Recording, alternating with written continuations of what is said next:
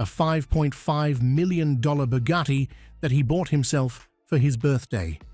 A Ferrari LaFerrari Aperta, one of 210 ever produced, debuted on Instagram because the outfit matched.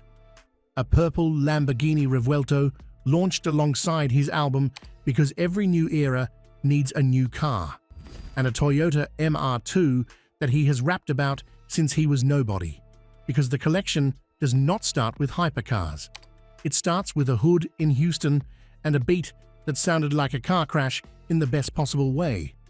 Most rap car collections are color-coded by manufacturer and photographed for attention.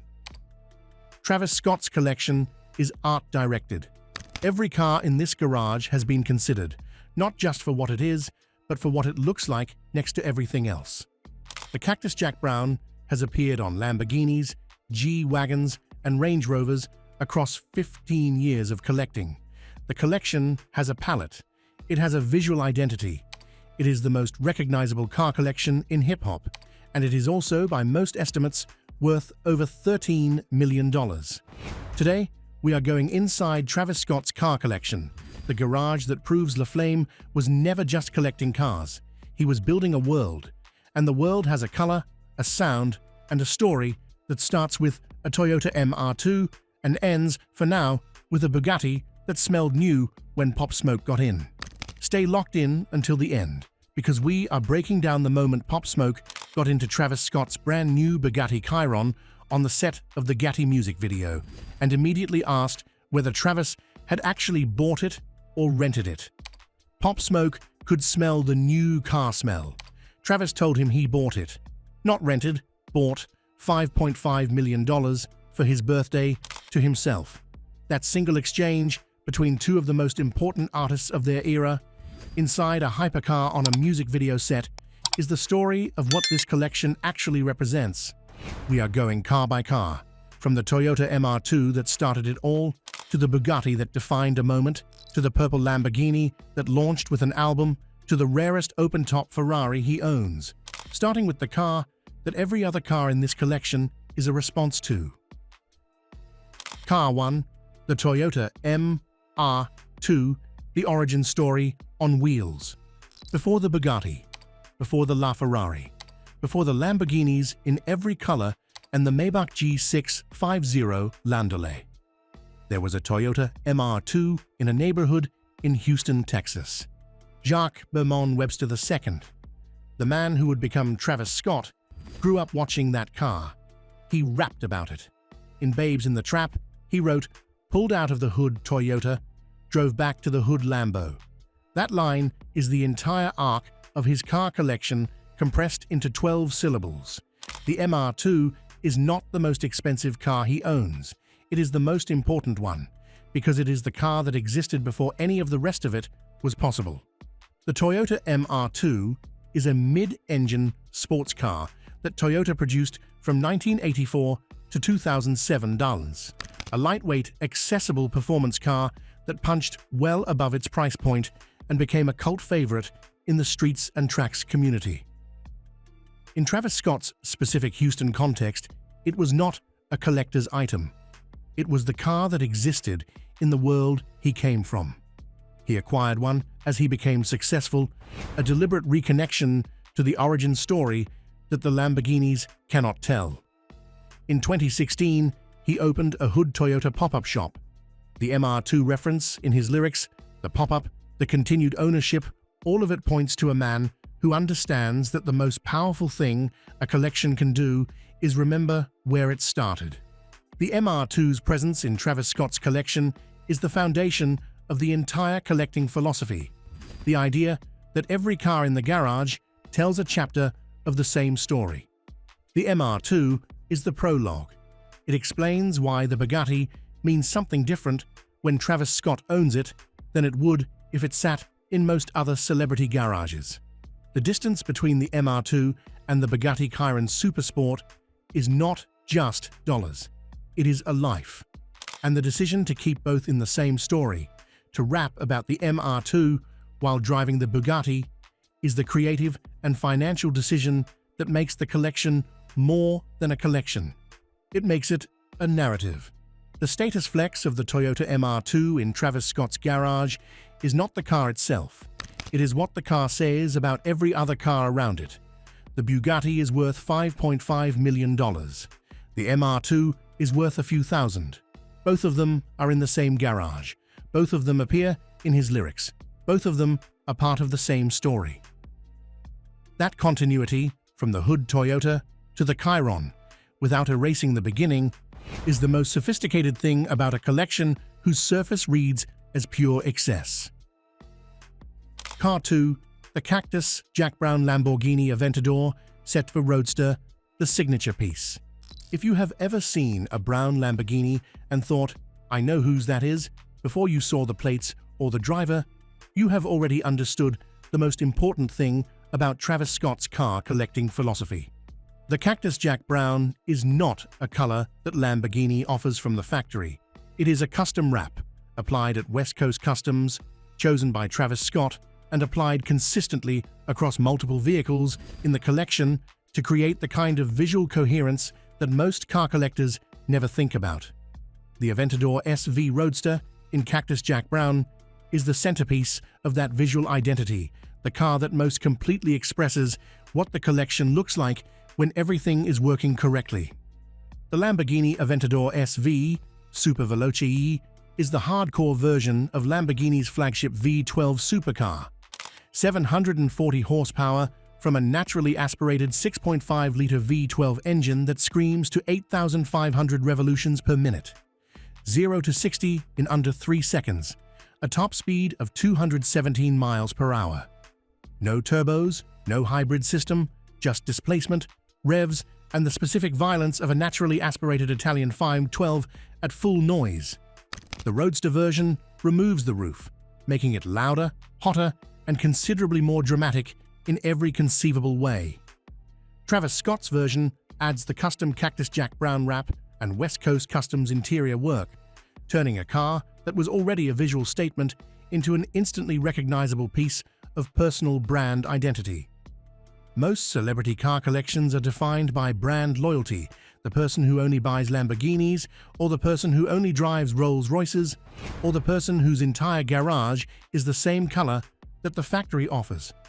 Travis Scott's collection is defined by a color that does not appear in any factory catalog. The Cactus Jack Brown is his. It belongs to no manufacturer. It was chosen, applied, and maintained across vehicles from multiple different brands as a statement that the collection belongs to the collector, not to the brand. When you see Cactus Jack Brown on a car, you are not seeing a Lamborghini.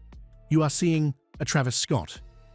In a city where red Ferraris and yellow Lamborghinis are the standard visual language of wealth, a brown Lamborghini Aventador SV Roadster is the most distinctive car on the street.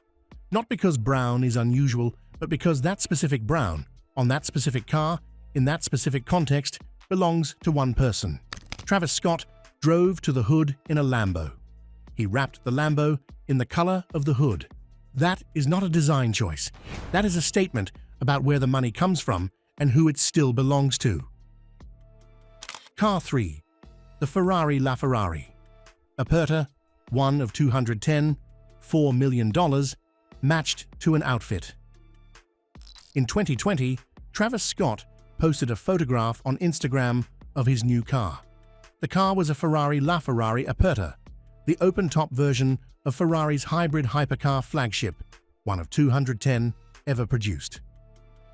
The outfit he was wearing in the photograph was cream-colored, chosen, it appeared, to coordinate with the car's white paint.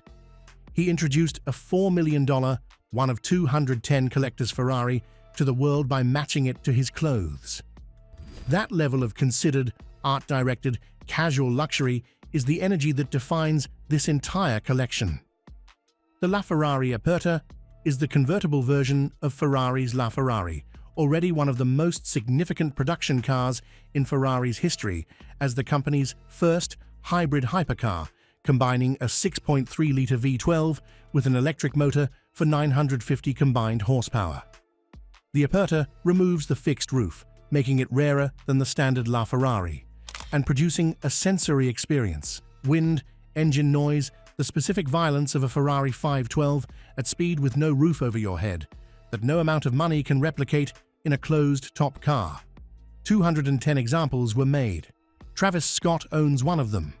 He previously owned a standard LaFerrari as well, meaning at one point he owned two different versions of the same hypercar, one with a roof and one without. That is a level of Ferrari commitment that most collectors spend entire lifetimes working toward. The LaFerrari Aperta is not a car that depreciates. Its 210-unit production run means that every example is a fixed supply in an expanding demand environment. As Ferrari's status continues to appreciate globally, the value of its most limited production vehicles moves in the same direction. Travis Scott did not buy the LaFerrari Aperta as an investment. He bought it because it is one of the greatest open-top driving experiences available at any price on Earth. But the investment thesis is not wrong. His $4 million car is worth more today than when he bought it, not because he timed a market, but because he bought the right thing for the right reason at the right price point in the right part of the Ferrari production hierarchy. That is the accidental genius of collecting from genuine passion rather than financial strategy. One of 210 LaFerrari Apertas in the world has been spotted driving through Beverly Hills by someone who recognized it, photographed it, and posted it online. Because that is what happens when a car this rare exists in a city this car-conscious. The person who matched their outfit to the car's paint when they introduced it to the world is now the person who drives it through morning traffic without announcement. That combination, the art direction at introduction, the casualness in ownership, is the specific quality that makes this collection more interesting than the price tags alone would suggest. Car 4, the Bugatti Chiron Super Sport, the birthday gift, the music video, the Pop Smoke story. Pop Smoke got into Travis Scott's Bugatti Chiron on the set of the Gatti video and immediately asked whether it was rented. He could smell the new car smell.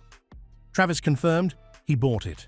Not rented, not borrowed, not leased, purchased $5.5 million for his 29th birthday, from himself to himself. Pop Smoke, who had been in enough music videos to know the difference between a car that belongs in the shot and a car that belongs in the garage, registered that this one belonged in the garage. Travis had actually done it. That story, two friends, a Bugatti, the smell of new leather, the verification that the hypercar was real, is one of the most genuinely moving exchanges in recent hip-hop history. And it is also the most direct possible expression of what this car means in the context of everything else in the collection. The Bugatti Chiron Supersport is the most powerful production car Bugatti has ever made. A quad-turbocharged 8-liter W16 engine chain, 16 cylinders arranged in a W configuration, 4 turbochargers feeding them, producing 1,578 horsepower and enough torque to accelerate the car from a standing start to 60 miles per hour in under 2.5 seconds. Its tested top speed exceeds 300 miles per hour. The engineering required to safely contain those forces in a road-legal production car represents decades of accumulated aerospace, motorsport, and automotive knowledge compressed into a single object that weighs over 2,000 kilograms and costs $5.5 million. Travis Scott bought one for his birthday, blacked out for himself. And the first music video it appeared in verified that the car was real by the standard that matters most to the people in the room. It smelled new. Here is the detail about Travis Scott's relationship with cars that the collection tour does not capture. In 2025, when he released Jack Boys 2, he gifted $3 million worth of Lamborghini Huracans to the artists featured on the project. Not merchandise, not watches, cars. He bought multiple Lamborghinis and gave them to collaborators as a celebration of the album. The Bugatti is the car he bought for himself. The Lamborghinis are the cars he bought for other people. That distinction, the way the collection expands to include other people's joy as well as his own, is the most human thing about a garage that otherwise exists entirely in the realm of abstraction. The Bugatti video was released after Pop Smoke's murder in February 2020. The Bugatti is in the video, Pop Smoke is in the video. The moment where he asked about the new car smell is one of the last documented interactions between two artists who were, at that moment, at the beginning of what should have been a long shared chapter of their careers. The car outlasted the moment. Travis still owns the Bugatti. Pop Smoke is not here to smell it anymore. That context does not make the car sad. It makes it a record. A piece of documentation of a specific afternoon when two people who had come a very long way from where they started were sitting inside a $5.5 million machine that smelled like everything they had managed to build. That is the car collection. Not the horsepower, not the price, the smell of new leather, and the friend who noticed it.